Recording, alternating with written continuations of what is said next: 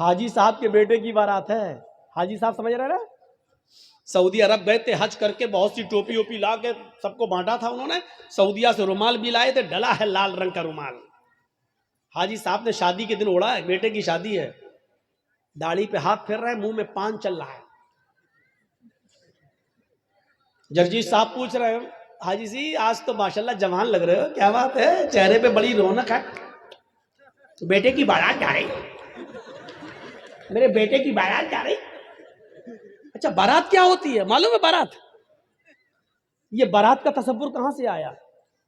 100 150 200 سال پہلے جب ہمارے ہندو بھائیوں میں جب وہ اپنے لڑکے کی بارات کسی دوسرے شہر میں لے جاتے تھے تو ڈر ہوتا تھا کہ کہیں لوٹ نہ جائے قافلہ, کہیں یہ لوگ لوٹ, اکیلے اگر لڑکا لڑکی شادی کر کے آئیں گے تو کہیں لوٹ نہ لیے جائیں, سونا چاندی زیورات لٹ جائیں. تو ایسا نہیں ہوتا تھا.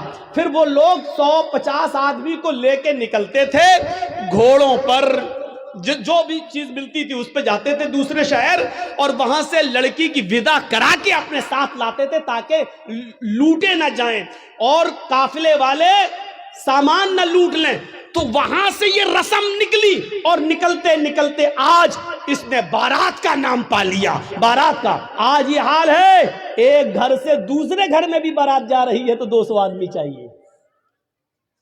ان کو بارات نہیں کہنا چاہیے. سچ پوچھو مولانا جرجیس کے حساب سے تو ان کو چور کہنا چاہیے, ڈکیت, ڈاکو. یہ باراتی نہیں ہے, ڈکیت جا رہے ہیں, ڈاکو, لڑکی والے کے گھر ڈاکہ ڈالنے جا رہے ہیں. وہاں جا کے بیٹھ گئے صاحب, جیسے ان کے باپ کا گھر ہو. اب غریب لڑکی والا بیچارہ وہ ان کو اچھے سے اچھا کھلا رہا ہے. وہ جانتا ہے کہ اگر کھانے پینے میں تھوڑی سی بھی کمی ہو گئی تو زندگی بھر میری بیٹی کو تانا مارے گا. پورا سماج جتنے آئے ہیں, یہ چور, یہ ڈکیت, یہ سب تانا ماریں گے, دیکھو اس کے باپ نے ایسا کھلایا, کوئی عزت نہیں کی ہے. تو بیچارہ وہ ان چوروں کا پیٹ بھرنے کے لیے ان ڈکیتوں کو حلق تک ٹھوس دیتا ہے, لو کھاؤ, پہلے ناشتہ پھر کھانا, یہاں تک ٹھوس دیتا ہے اس کے صرف اس لیے کہ میری بیٹی کا گھر بس جائے. جبکہ اس کا قرض ادا کرنے کے لیے بیچارہ سالوں سال اس کا بیاج دیتا رہتا ہے لیکن قرض ادا نہیں کر پاتا ہے. یہ کون سوچے گا؟ ان غریب لڑکیوں کے جو ہاتھ پیلے نہیں ہو رہے ہیں یہ کون سوچے گا؟ ذرا تصور کرو کہ ایک موٹر سائیکل پہ وہ لڑکا کیسے بیٹھ جاتا ہے. ہر ہر صاحب بڑی اچھی گاڑی ہے ماشاءاللہ, کہاں سے ملی, کتنے میں خریدی؟ جہیز میں ملی, جہیز میں ملی. ارے اس کو کہنا چاہیے بھیک میں ملی, کہتا جہیز میں ملی. اس کو کہنا چاہیے میرے سسر نے مجھے انٹرنیشنل بھکاری سمجھ کے دی, وہ کہتا گفٹ میں دی. نام بدل گئے, دیکھ لیجئے آپ. جو چیز بھیک میں ملی اس کو کہنا جہیز میں ملی, اس کو کہہ رہا جہیز میں ملی. جس کو کہنا چاہیے میرے سسر نے مجھے انٹرنیشنل بھکاری سمجھ کے دیا, بھیک میں دی, اس کو گفٹ کہہ رہا, گفٹ. ارے نام بدل دینے سے حیثیت نہیں بدل دی جاتی ہے. شراب کا نام دوا رکھ دو تو شراب شرابی رہے گی, دوا نہیں ہو جائے گی. مولانا جرجیس کی شیروانی اتار کر کسی سور کو پہنا دو تو کیا وہ سور مولانا جرجیس بن جائے گا؟ لباس بدل دینے سے سور سور ہی رہے گا, گدھا گدھا ہی رہے گا, کتا کتا ہی رہے گا, بھیک بھیک ہی رہے گی. اس کا نام دہیج جہیز رکھ دینے سے معاف کرنا, بھیک کا نام نہیں بدل جائے گا. عورتوں نے ننگے پن کا نام فیشن رکھ دیا. کیا رکھ دیا؟ فیشن. اللہ کے رسول نے تو نہیں کہا وہ فیشن ہے, اللہ کے نبی نے تو کہا نساء کاسیات عاریات. ایک ایسا زمانہ آ جائے گا کہ تم عورتوں کو دیکھو گی کہ وہ کپڑے پہنے ہوں گی لیکن ننگی ہوں گی. اللہ کے نبی نے تو یہ کہا تھا کہ وہ کپڑے پہنے ہوں گی لیکن ننگی ہوں گی.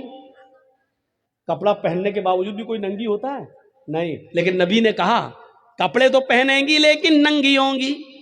کپڑا پہنیں گی لیکن ہاتھ دکھیں گے, کپڑا پہنیں گی لیکن پیٹ دکھے گا, کپڑا پہنیں گی ان کے جسم کا اتارو چڑھاؤ دکھے گا.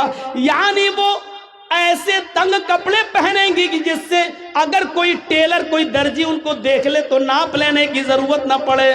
وہ اپنی آنکھوں میں پورا کا پورا بسا لے کے اس کا سینہ اتنا, اتنی اس کی کمر اتنی, اس کی بلاؤز کا سائز جتنا، وہ صرف ایک نظر دیکھ کر اندازہ لگا لے کہ اس کی ساڑی کا ناپ کتنا، اس کے بلاؤز کا ناپ کتنا، اس کے پیٹ کا ناپ کتنا، اس کی کمر کا ناپ کتنا، اس کے سینے کا ناپ کتنا۔